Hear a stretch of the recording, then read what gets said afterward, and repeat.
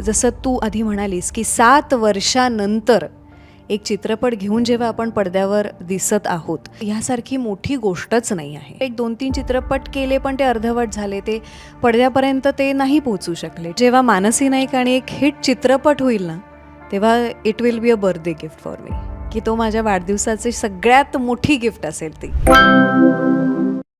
Hello नमस्कार friends, मी मज्जाची नीलम. नवा कोरा चित्रपट लवकरच तुमच्या भेटीस येतो. त्याचं नावही खूप खास आहे, मनातले मनातले. तर हा चित्रपट जे घेऊन आपल्या भेटीस येतात ती संपूर्ण टीम माझ्यासोबत आहे. कसे आहात? खूप छान, थँक्यू. सगळा नमस्कार. येस, सगळ्यात आधी वाढदिवसाच्या खूप खूप शुभेच्छा. मी विचारणार नाही की विश काय मागितली, कारण की ती सांगायची नसते, पण असं काय ठरवलंयस जे यावर्षी करूनच राहणार आहे आणि ती गोष्ट करणारच आहेस? मी सांगू? जसं तू म्हणालीस तसं ऑब्व्हियसली विश म्हणजे सांगायची नसते, मागायची तर असतेच. पण मला असं वाटतं की मी वैयक्तिक अशी आहे की मी देवावर सगळं सोपवते. कारण मी नेहमी म्हणत असते, जिसका कोई नहीं उसका भगवान है. तर माझ्याबरोबर माझे देव आहेत. तर मी सध्या तरी ते मी त्यांच्यावर सोपवलं आहे. ते जे माझ्यासाठी ठरवतील ती पूर्व दिशा. जसं म्हणतात की झालं तर छान आणि नाही झालं तर त्यातून छान. तर हे माझ्या बाबतीत अगदी 100% तसंच आहे. आत्ताच्या घडीला एकतर thank you so much Neelam, thank you so much मज्जा. कारण आज अशा प्रकारे वाढदिवसाच्या दिवशी चित्रपट प्रमोट करणं हे खूप मोठी गोष्ट आहे कुठल्याही कलाकारासाठी. मी स्वतःला खूप नशीबवान समजते या बाबतीत की आज मी माझ्या हक्काचा चित्रपट प्रमोट करत आहे, जो येत्या 13 फेब्रुवारीला रिलीज होतो आहे. सध्या जर मला काही हक्काने मागायचं असेल तर ते मी तुझ्या माध्यमातून प्रेक्षकांना मागू इच्छिते की तुम्ही येत्या 13 फेब्रुवारीला चित्रपटगृहात जाऊन चित्रपट बघा. हे माझ्यासाठी बर्थडे गिफ्ट असेल. येस, नक्कीच. मला असं वाटतं प्रेक्षक तेवढे प्रेम करतातच आहे आणि तो आशीर्वाद म्हणून देतीलच तुला. येस, पण मला विचारायचं आहे की एक चित्रपट येतो जो 7 वर्ष आधी रिलीज होतो आणि त्या चित्रपटाचं नाव, गाणी आत्ताच आपण चर्चा करत होतो इतक्या वेगवेगळ्या थाटण्यातली. मानसी नेमकी त्याच्यात कशी आहे आणि कशा पद्धतीने रुळली आहे? सो अपूर्वाची व्यक्तिरेखा मी निभावते पडद्यावरती आणि जशी मानसी आहे थोडंसं मानसीसारखीच अपूर्वा आहे. छान आहे ती, निखळ आहे. आणि जर त्या व्यक्तिरेखेबद्दल मला जर काही सांगायचं झालं तर ती एकतर सोशल वर्कर आहे. चित्रपटातली जी कहाणी आहे त्या कहाणीमध्ये ती कसं सोशल वर्कद्वारे स्त्रियांना वाचवते किंवा एक ती कहाणी तशी गुंफलेली आहे की सोशल एक मेसेज आपण लोकांपर्यंत घेऊन जातो. आणि त्याच दरम्यान तिच्या आयुष्यात आलेले 3 हिरोज, जे त्यातला एक हिरो आज आलेला नाही आहे, Rituraj. I hate you for this, but माझे 2 हिरो इकडे बसलेले आहेत माझ्या शेजारी. सो त्यांच्या वैयक्तिक आयुष्यात माझं स्थान आणि माझ्या आयुष्यातलं त्यांचं स्थान काय आहे हे बघण्यासाठी तुम्हाला चित्रपट बघायचा आहे.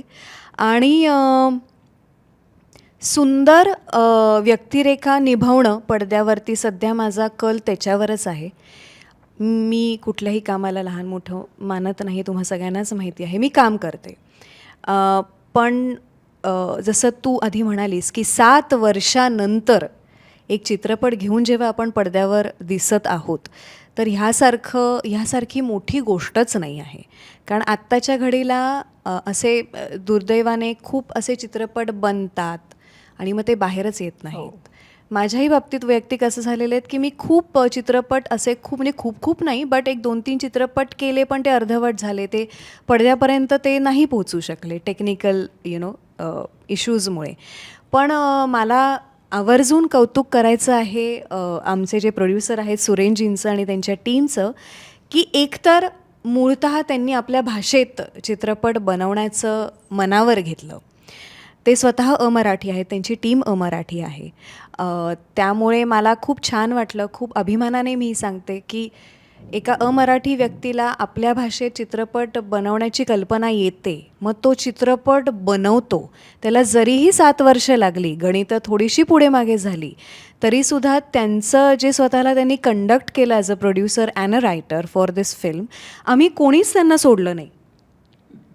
हे काय किंवा बाकीची टेक्निकल टीम काय, आणि हे खूप कौतुकास्पद आहे. 7 वर्षानंतर पोस्ट प्रोडक्शन त्याचं करणं, छोटे मोठे आमचे जे काही सीन्स उरले होते, एक झलक होती, ते सुद्धा पुन्हा शूट करणं आणि मग इतक्या सुंदररित्या त्याचं प्रमोशन ॲक्टिव्हिटी सुरू करणं आणि मग 13 फेब्रुवारीला तो ॲक्च्युली चित्रपट रिलीज होतो आहे.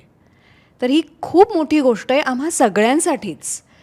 ह्या पलीकडे आम्ही काहीच नाही मागू शकत, कारण आपण काम केलेलं असतं आणि ते प्रेक्षकांपर्यंत कधी पोहोचेल याची आम्ही खूप आतुरतेने, अगदी स्वार्थी रित्या आम्ही वाट बघत असतो.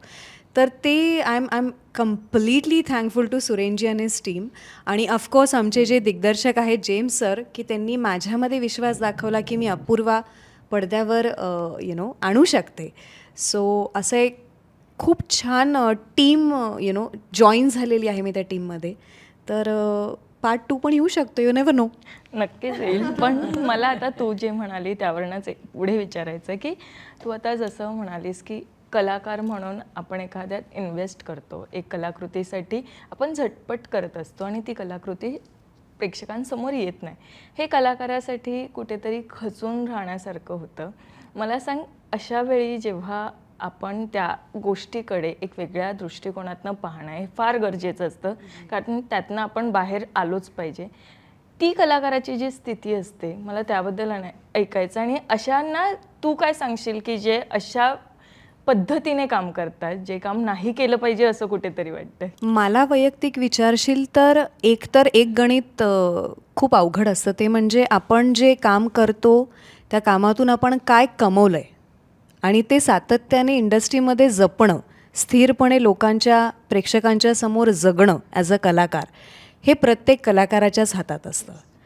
कारण असे अनफॉर्च्युनेटली काही लोकांना काम मिळतं पण, आणि काही लोक काम करूनसुद्धा प्रेक्षकांपर्यंत पोहोचत नाहीत. हे दोन्ही पैलू आहेत. माझ्या नशिबाने आय एम व्हेरी लकी की मला एकतर अशी टीम लाभते, लोक माझ्यामध्ये तो विश्वास दाखवतात. आणि कुठेतरी मला जर माझ्या एक्सपिरियन्सनी मला जर काही एक पॉझिटिव्हली पुटअप करायचं असेल तर मी एवढंच म्हणेन की कामं थांबली नाही पाहिजेत. तुम्ही सगळी कामं करा, तुम्ही सगळं करा. ऑफकोर्स त्याच्यामध्ये काय म्हणू शकतो आपण, एक व्हॉल्यूम प्रत्येकाचा वेगवेगळा असतो, आवडनिवड असते. पण मला असं वाटतं वनवासात सीताफळ असू नये, ते तशी वृत्ती आहे की कुठल्याही कामाला नाही म्हणू नका. कारण ज्याच्याकडे काम नाही ना त्याला माहीत असतं ती फिलिंग काय आहे. तर ज्याला जे काम मिळतं ना त्यांनी ते काम करायचं आणि प्रेक्षकांच्या समोर सातत्याने राहणं हे खूप गरजेचं आहे. आणि आम्हाला, जसं मी पुन्हा म्हणेन की एक कलाकार म्हणून हे खूप नशिबाचा भाग आहे ऑफकोर्स, पण कष्टाचाही भाग आहे. कारण आपण खूप काम केलेलं असतं आणि आत्ताच्या युगामध्ये प्रेक्षकांची मेमरी ना खूप टेम्पररी असते. त्यामुळे तुम्ही काय, कसं, किती घेऊन जाता हेही महत्त्वाचं आहे. तुम्ही कोणत्या लोकांबरोबर काम करत आहात, तुम्ही कोणतं काम करत आहात, तुम्ही किती काम करत आहात, हे सुद्धा महत्त्वाचं आहे.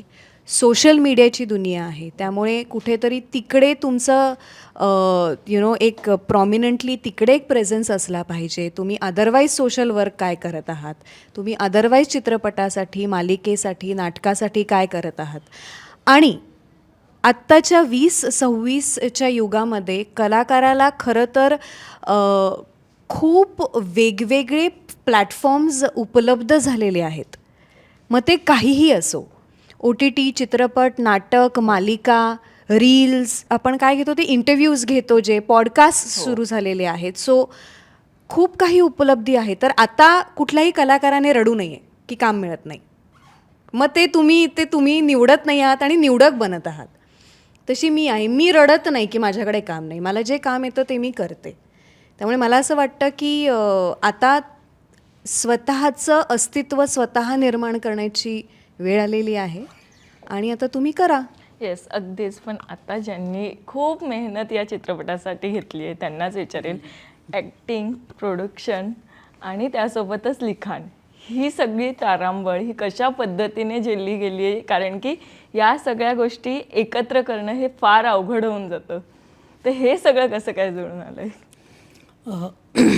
अभी जो मानसी मैडम बोले अभी कि you are the architecture of your own destiny, so the god help to him who help himself. So this project has started 7 years back. मेरा एक दोस्त है जिसका नाम है Bhupinder, and he is right now busy with a Hindi project. तो उन्होंने मुझे एक सजेशन दिया कि like Marathi got a very good industry, you are doing lot of movie in other language, Wai didn't to go do a project in this Marathi language. बोले मराठी तो मुझे बहुत अच्छे से समझ में आता है क्योंकि मैं मराठी इधर पढ़ाई करता था. I was working for some company in 7 years I spend in Mumbai. तो मेरे को बहुत बड़ा एक्साइटमेंट हुआ. And that time James da was associated with some other project in Orissa with Bhupinder. So ऐसे कड़ी से कड़ी जुड़ता है, तो ऐसे हम लोग कनेक्ट हुए एक दूसरे को. देन दर लाइक जब कास्टिंग हुआ तो हम एक ही बार में like who will be the heroine. तभी जेम्स दा ने एक मानसी मैडम का नाम बोला, फिर हमारा पुपीदा ने बोला. तो एक झलक में लाइक मैं जैसे ही देखा है कि वो at a glance I can understood कि she is our heroine in this movie. उसके बाद में उनका सारे वीडियो वगैरह और जो जो भी उन्होंने एक्टिंग किया था सब चीज़ें देखा, एंड मुझे बहुत बढ़िया लगा वो. So we have decided to take her, and today like she is with us, and today is her birthday, and like movie is releasing. This is a very great and a very fortunate part. So here like the biggest pain of life is to lose someone you love so much. तो हमारा साथ जो हमारा music director है उनका नाम है अभिजीत मजुमदार, जो हमारा साथ नहीं है. हमारा गाना जिस दिन रिलीज हुआ, मनातले का गाना, the title song, it's very beautiful end very romantic song, उसी दिन ही उनका देहांत हो गया. तो हम लोग का like the song is a श्रद्धांजलि फॉर हिम. देन लाइक उसके बाद में प्रोजेक्ट धीरे धीरे शुरू हुआ, and because we have started in the year of 2018. Then corona has come that after. Corona आने के बाद फिर प्रोजेक्ट थोड़ा, एक बार प्रोजेक्ट होल्ड में आ जाता है तो आप जानते हैं लाइक प्रोजेक्ट फिर बाद में एक सबको इकट्ठा लाना, फिर प्रोजेक्ट को रीस्टार्ट करना, फिर टाइम लगता है. तो कोरोना के लिए बंद पड़ा. फिर after the corona then again we have rejoined, and today we are going to make the success party. वा. पण Yes. मला हेच विचारायचं की किती मराठी शिकवलंय मानसीने सेटवर. सेट पर सब लोग मुझे हेल्प किए हैं, not only Mansi madam, everybody help me. And Mansi madam कुछ कभी कभी अगर कुछ छोटा मोटा, क्योंकि like I use to take the prompting, sometimes I use to say like ABCD also, that formula also I use to use. तो प्रम्प्टिंग लेने के बाद भी मैं, क्योंकि मराठी में पूरा समझ जाता हूँ कंप्लीटली, 100% समझ जाता हूँ, खाली बोलने के लिए थोड़ा प्रॉब्लम है, तो मेरे को उतना दिक्कत नहीं रहा. But definitely language is a barrier in industry. आप कोई भी जितना भी टैलेंटेड हो, कुछ भी हो, अगर लैंग्वेज नहीं पता है तो आप इम्प्रोवाइजिंग नहीं कर पाएंगे. आप उसमें जितना भी स्क्रीन प्ले है उतने में ही रह जाएंगे. लाइक बट फिल्म इंडस्ट्री में क्या है कि लाइक सेट के ऊपर बहुत सारे इम्प्रोवाइजिंग होता है, तो वो चीज़ें आपको लैक हो जाएगा. जब that is a biggest challenge in like at the time of giving the performance. Yes, नक्कीच. आणि हे चॅलेंज मला असं वाटतं सगळ्यांना होतं, कारण की आता 3 हिरो एकत्र असताना मला संदीप यांना विचारायचं आहे की कशा पद्धतीचा हा हिरो आहे, कारण 3 हिरो एका चित्रपटात, त्यात ही कथा एक वेगळी आहे जी आम्ही थोडीफार बघतोय. कशा पद्धतीचा हा हिरो असणार आहे? हा हिरो जो आहे हा टपोरी एक असतो ना एखादा टपोरी, जॉन त्याचं नाव आहे, जॉनी कॅथलिक टपोरी आहे तो, जे पिणं आणि आपलं काम बिम करणं. अचानक त्यांना मानसी नाईक त्याला दिसते, तो प्रेमात पडतो, त्याचे तो खयाली पुलाव बनवायला लागतो, असं सगळं त्याच्यामध्ये आहे. पण तो तसा चांगला पण आहे, हां, म्हणजे हेल्प करणारा पण आहे तो कॅरेक्टर, आणि असा आगाव मस्तीखोर असं ते कॅरेक्टर आहे, असं छानसं ते कॅरेक्टर आहे. येस, पण हे कॅरेक्टर करताना किती एन्जॉय केलं, आणि याची दुसरी बाजू कशा पद्धतीची असणार आहे? मी कॅरेक्टर करताना तर खूप एन्जॉय केलं काम करताना, कारण माझ्या पद्धतीचं काम होतं. माझं थोडंसं अंग कॉमेडीचं आहे, त्याच्यामुळे ते मला थोडं इतकं फार अवघड नाही गेलं. मग केला प्रयत्न, आता पाहू कसं काय. येस, मला हे सांगायचं आहे की he is a brilliant actor. मी संदीप बरोबर पहिल्यांदा काम करते आहे, आणि कारण मुळात मला कॉमेडी आवडतं, तर मी त्याला जवळून अभिनय करताना बघत होते, आणि अजूनही बघतीच आहे, अभिनयच करतो तो सतत. पण त्याचं अंग जे अभिनयाचं जे अंग असतं ना, एखाद्यामध्ये ते दैवी असतं, एक आशीर्वाद असतो, ते ॲक्च्युली तसं आहे. म्हणजे he is, I am saying this, he is a brilliant actor. वा, मला दिग्दर्शकांना विचारायचं आहे, हा चित्रपट एक आजारावर आहे, कारण की आत्तापर्यंत आम्ही टीझर पाहिला, त्यात इतकं काही कळून येत नाही. जेव्हा ट्रेलर येईल तेव्हा काही वेगळ्या गोष्टी असतील, पण आजारावर चित्रपट करणं हे कुठे ना कुठेतरी चॅलेंजिंग येतं, कारण एक तो वेगळ्या धाटणीचा आजार आहे. मला सांगा, हे दिग्दर्शक म्हणून किती चॅलेंजिंग होतं आणि नेमका कशा पद्धतीच्या आजारावर हा चित्रपट आहे? हा आजार खूप जबरदस्त आहे, त्यासाठी तुम्हाला थिएटरला जावं लागेल बघायला. नक्कीच. पण खरंच ज्यांनी लिहिलंय त्यांनाच विचारेल की सर, कथा कुठून येते? म्हणजे अशा धाटणीची कथा सुचणं आणि ती लिहिणं हे कुठून आलंय? खरं तर जन्म कुठे झाला याचा? No, story has started something like that. Like this is a disease. I mean, there is a like hereditary disorder. कुछ एक जेनेटिक प्रॉब्लम के साथ शुरू होता है. और दिस is a true inspired story, you can say, like because that particular like syndrome, I am also carrying that. That's a thalassemia plus Gilbert syndrome. I do have that. So one day I was thinking like why not to make a story related to my own subject. तो उसको फिर मैंने fiction में commercially उसको convert कर दिया. But it should not be this has to be a documentary or something like that, because alpha thalassemia and Gilbert syndrome, which is the subject of the movie, which one is already I am carrying that particular syndrome, so I do have that. So one day I was just thinking why not to make it, because I am a writer. जहाँ ना पहुँचता है रवि वहाँ पहुँचता है कभी, ऐसा एक proverb है. तो I was thinking like why not to make a story based on my disease whatever I am carrying, because it is a hereditary problem like genetic disorder. So उधर से ही शुरू हुआ है ये. तो उसको लेके फिर उसको फिक्शन में हमने चेंज किया और उसमें थोड़ा मसाला डाल के एक्शन मूवी बनाया. येस, पण मला मानसी सांग, जेव्हा अशा घटनेची कथा तुझ्याकडे येते आणि तेव्हा तुला कळतं की हा एक आजार आहे आणि जो आपण एक सोशल मार्फत प्रेक्षकांसमोर आणणार आहोत, तर कशा वेने तू यासाठी विचार केला होता आणि निवड कशी केलीस की याची आपण हे करूयात अशी?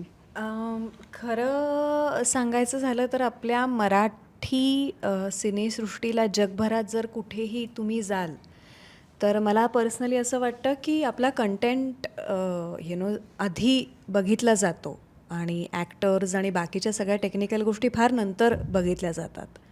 आणि ज्यासाठी आपल्या भाषेतले चित्रपट जगभरात पोचलेले आहेत ते आपले कंटेंट आहेत. तर अशा कंटेंटमध्ये जेव्हा एका चित्रपटात तुम्हाला एक सोशल मेसेज तुमच्या वाटेला येतो, तर एकतर हा खूप नाजूक विषय आहे, कारण काही लोकांना त्याच्याबद्दल एकतर माहिती नसते, नाहीतर हाफ नॉलेज असतं, नाहीतर खूप अति नॉलेज असतं की ते खोडून काढू शकतात. तर या तिन्ही धाटणीमध्ये एक नाजूक सब्जेक्ट घेऊन आपल्या भाषेत बनवणं ही एक रिस्क फॅक्टर आहे जी सरांनी घेतली. आणि त्याला कुठेही पर्सनल सेंटिमेंट्स हर्ट न करता थोडंसं लिबर्टी घेऊन त्याच्यात त्यांनी ते खूप सोप्या शब्दात लोकांपर्यंत पोहोचवण्याचा प्रयत्न केलेला आहे. आणि जेव्हा तू तो चित्रपट बघशील तर पूर्ण चित्रपटात त्याचे काही फक्त जर्म्स आहेत. मेन मेसेज हा सगळ्यात शेवटी ना स्क्रोलिंगला जातो की ॲक्च्युली हे काय आहे, ह्याचं काय झालं किंवा काय. तर ते कुठेही आपल्याला पूर्ण चित्रपटात आपण हॅमर घेऊन लोकांना शिकवत नाही आहोत की हे आहे बरं का, हे तुम्ही ह्याच्याकडे बघा बरं का. तर तो तसा चित्रपट नाही आहे, इट्स अ कमर्शियल मूवी. पण साथ ही साथ त्याच्यामध्ये एक छोटंसं जम की आहे, हिरोला तो आजार आहे, मग ही नाजूक गोष्ट असताना काय करू शकतो किंवा काय नाही, हे चांगल्या प्रकारे आणि बॅलेन्स्ड असल्याकारणाने तो चित्रपट बघावासा वाटतो कुठेही. कारण तुला काय किंवा कोणालाही माहिती आहे की आपण असे डॉक्युमेंटरीज बघायला खरं तर अवॉइड करतो. आपल्याला माहिती नको हवी असते, आपल्याला शिक्षण नको हवं असतं. तर कुठेतरी हे तसं लक्षात घेता की प्रेक्षकांना काय आवडेल आणि हा मेसेज प्रेक्षकांना फार साध्या सोप्या शब्दांमध्ये कसा आपण पोहोचवू शकतो ह्याची गोष्ट त्यांनी लक्षात घेता हा चित्रपट बनवलेला आहे. येस, पण या सगळ्यांसोबत उपेंद्र लिमये हे जेव्हा नाव येतं आणि खलनायिकाची भूमिका म्हणजे त्यांची ही बाजू पाहण्यासाठी सगळेच जण उत्सुक असतात. मला सांगा, ते सेटवर आल्यावर कशा पद्धतीने एक वातावरण असायचं आणि कशा पद्धतीने त्यांच्यासोबत ते शूटिंग झालंय? उपेंद्र लिमये सर जैसा तो वेटरन एक्टर आप जानते हैं, ये जो वेरी दिग्गज एक्टर है, उनका मैंने बहुत सारे मूवी पहले देखा था. तो एक है ट्रैफिक सिग्नल, उसमें उन्होंने एक काम किया था, चांदनी बार, ट्रैफिक सिग्नल, बहुत सारे movie. End the voice, what the way he speak is that is only the USP of that particular personality. और एक हम लोग का एक दादा और मैं बात कर रहे थे, like we are suppose to take somebody else, I don't want to take the name, you can Google it. सो दादा ने मुझे रिकमेंड किया कि उपेंद्र सर को लेते हैं. उपेंद्र सर का जो है ना दबदबा, वो मराठी इंडस्ट्री में बहुत अच्छा है, और वो अगर हमारा मूवी में आते हैं तो मूवी का और भी थोड़ा ग्लैंडर बढ़ जाएगा, क्योंकि ये फाइट सीन एंड में है, क्लाइमैक्स में. तो that is what we contacted him. And उनके साथ जब हमारा मुलाकात हुआ गोरेगांव में, तो आई वॉज क्वाइट इम्प्रेस्ड. मैंने पहले भी उनका बड़ा फ़ैन था, फिर बाद में देखने के बाद मुझे लगा कि नहीं, he is the right person to carry this particular role. और सेट में भी वो बहुत सपोर्टिव एंड वेरी गुड. मतलब उनको दूसरा कुछ नहीं चाहिए, like only subject oriented, end जो काम है काम के ऊपर पूरा ध्यान है उनका. और कमलेश सावंत जी, उनको तो वो भी एक नेशनल फिगर है, like Upendra sir end Kamlesh Sawant दोनों नेशनल फिगर है. लाइक वो अभी साउथ में भी काम करते हैं, मराठी इंडस्ट्री से होके भी हिंदी में, साउथ में. अभी दृश्यम 3 भी आने वाला है उनका अक्टूबर 2 को, कमलेश सर का. तो we are missing him, we are going to meet him today evening probably. So उन्होंने भी बहुत अच्छा काम किया है ये मूवी में. So we have all the good veteran actor padding है हमारा. जो भी है हमारा Yatin Karyekar sir and Arun Nalawade sir, तो सब लोग का परफॉर्मेंस नंबर 1 है. उनसे हम लोग बहुत कुछ सीखे हैं. मैंने तो सबसे सीखा हूँ. Because even as a actor और एज ए प्रोड्यूसर, जब शॉट लगती थी तो मैंने भी साइड में रह के देखता था कि कौन कैसा परफॉर्मेंस दे रहा है. और पहला शॉट मुझे अभी भी याद है, मानसी मैडम का और ऋतुराज का था एक ब्रिज के ऊपर. दैट वाज आवर फर्स्ट शॉट, एंड उसमें it was so good shot. That वाज बहुत ही अच्छी येस. शॉट रही. पण आता मला तुम्हालाच विचारायचं आहे की एक असा कोणता शॉट होता की जो या चित्रपटाचं नाव कधीही काढलं तरी तो कायम स्मरणात राहील, असा जर कोणता एखादा शॉट असेल किंवा एखादी आठवण असेल या सेटला घेऊन, ती कोणती असणार आहे? आमचं जो सॉन्ग झालं ना, चिकना मावरा, तीच माझ्यासाठी खूप मोठी आठवण आहे. म्हणजे एक आता ते कायमचं झालं ना, छापलं झालं ना, आणि इतकी मोठी डान्सर त्यांच्यासमोर डान्स करणं वगैरे थोडंसं ते अवघड होतं मला. पण मॅमने इतका छान सपोर्ट केला आणि इतकं छान ते गाणं झालं आहे. मला स्वतःला विश्वास बसत नाही की इतका चांगला नाचतोय मी. हां, मला स्वतःला तर तर ती माझी आठवण आहे आणि ती आता कायमस्वरूपी राहील माझ्याकडे. तर दिग्दर्शकांना विचारेल, असा कोणता शॉट होता, कोणता एखादी आठवण जी होती की ती या चित्रपटाचं नाव कधीही काढलं तरी ती असणार कायमसोबत? फिल्मचं टायटल मनातल्या मनातल्या. त्या मागची कथा काय मग? एक डायरेक्टरसाठी पूर्ण फिल्मच त्याचं असतं. Even one shot, even single dialogue, सर्व काय, म्हणजे एक तुम्ही पिक करू नहीं सकत काय है. क्या तो खूब बहुत मेहनत लगता है उसको हर चीज़ के लिए. और उसके अंदर एक चीज़ मैं बोलूँगा मैम, क्या मेरे पास जितने एक्टर्स हैं, इतने बड़े दिग्गज आर्टिस्ट लोगों के सामने डायरेक्शन करना, और इन्होंने सबने मुझे इतना सपोर्ट किया है, वो बहुत बड़ा ब्लेसिंग है मेरे लिए. मराठी फिल्म इंडस्ट्री का ब्लेसिंग है मेरे लिए. और वो जो मुझे जगह दिया है वो सुरेंद्र सर ने दिया है कि ये फिल्म डायरेक्ट करो. तो मेरा एक ही बोलूँगा मैं, सबसे बेस्ट शॉट जो अभी भी लग रहा मुझे, एक तो मैंने इसके पहले इंटरव्यू में बोला था एक शॉट, अभी और एक शॉट बोल देता हूँ मैं. वो है मानसी मैम का लेजिम के बीच में से देखना. That was a beautiful shot of. पण मानसी पहिल्यांदा लेझिम केली आहेस कॅमेऱ्यासमोर, असं तू मगाशीच म्हणालेली. सो कसं वाटतंय खरं तर? आणि सगळ्यांना माहिती आहे मानसी नाईक आणि एक गाणं हे एक समीकरण झालं आहे. सो ह्या समीकरणाबद्दल आज तुझं मत विचारलं तर ते नेमकं कसं आहे? मला ना प्रत्येक चित्रपटात व्हेरी सेल्फिशली ना प्रत्येक माझ्या दिग्दर्शकाने ना मला प्रेझेंट केलं आहे. एक जो एंट्री असते ना, म्हणजे स्टार्टिंग फ्रॉम जबरदस्त, म्हणजे महेश सरांपासून ते जेम्स सरांपर्यंत, कारण लेटेस्ट माझा चित्रपट त्यांच्याबरोबर येत आहे. इनफॅक्ट सकाळ तर होऊ द्यामध्ये पण आलोक सरांनी, जो माझा या अगोदरचा चित्रपट रिलीज झाला, तर त्यांना ना माहिती आहे की मी काय आहे आणि त्यांना करेक्ट माहिती आहे की हिला कसं प्रेझेंट करायचं आहे. सो व्हेरी सेल्फिशली मला हे खूप खूप भारी वाटतं की मला ना ते प्रेझेंट करतात आणि स्वतःला तसं पडद्यावरती बघणं हे कुठल्याही कलाकारासाठी खूप मोठी गोष्ट आहे. मला लेझिम खेळायला मिळाली ही एक, कारण मी अदरवाईज रंगमंचावर मी अनेकदा तसं केलेलं आहे सादरीकरण, पण कॅमेरासमोर जे कायमरित्या छापलं जाईल आणि अशा प्रकारची एंट्री की जिकडे गुलाल उधळत आहेत लोक, आणि ते आता तुम्ही बघालच की ढोल आहे, ताशा आहे, आणि त्याच्यात मी लेझिममध्ये एंट्री करते नाचत गाचत त्या लोकांबरोबर, त्या लहान मुलांबरोबर. एक सोशल आमचा एक प्रोग्राम, त्याची ती एक हे चालू असते, जर्नी चालू असते. तर हे सगळं बघताना मला खूप छान वाटलं आणि I felt very very beautiful, कारण त्यांच्या नजरेतून ती अपूर्वा अशी आहे.